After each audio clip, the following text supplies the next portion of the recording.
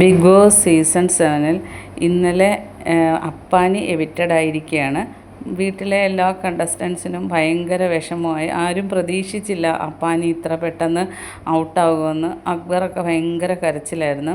അതിലൊരാൾ മാത്രം ഭയങ്കരമായിട്ടും ചിരിച്ച് സന്തോഷിച്ച് ഓടി വന്ന് ക്യാമറയുടെ മുമ്പിൽ വന്ന് നിന്ന് ബിഗ് ബോസിന് താങ്ക്സ് പറയുകയാണ്.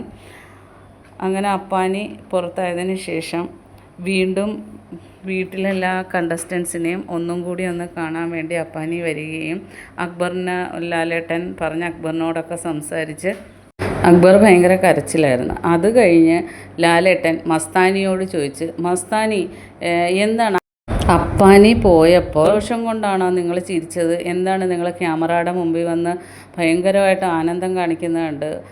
എന്തായാലും വീട്ടിലെ ഓരോ കണ്ടസ്റ്റൻസ് പോകുമ്പോഴും മറ്റുള്ളവർക്ക് ഭയങ്കര വിഷമമാണ്.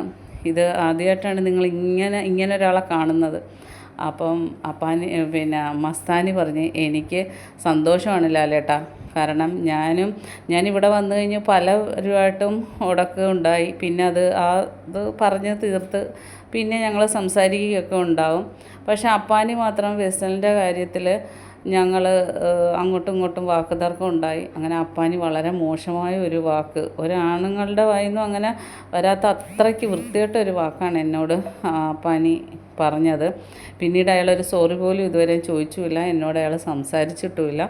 അതുകൊണ്ട് എനിക്ക് അയാൾ പോകുന്നതിൽ ഭയങ്കര സന്തോഷമാണ്. അയാൾ പോയില്ലായിരുന്നെങ്കിൽ അടുത്ത ആഴ്ച ഞാൻ നോമിനേഷൻ ലിസ്റ്റിൽ ഇയാളെ പറയാനിരിക്കുകയായിരുന്നു, ഈ ഒരു കാരണം തന്നെ എന്ന് മസ്താനി ലാലേട്ടനോട് പറയുന്നത്. അപ്പം ലാലേട്ടൻ പറയുന്നത്, ഞാൻ പല പ്രാവശ്യവും പല എപ്പിസോഡിലും പറഞ്ഞിട്ടുണ്ട്, വളരെ മോശമായ വാക്കുകൾ പ്രയോഗിക്കരുത്, എന്നിട്ടും ആരും ഇതനുസരിച്ചിട്ടില്ല. നാളെ എന്തായാലും കുറച്ച് പേരെ എനിക്ക് പിടിക്കാനുണ്ട്, കാരണം വീണ്ടും ഇത് ആവർത്തിച്ചതിന് എന്നും പറഞ്ഞ് ലാലേട്ടൻ പോകുന്നതാണ് കാണിക്കുന്നത്. ബാക്കി അപ്ഡേറ്റുമായിട്ട് വീണ്ടും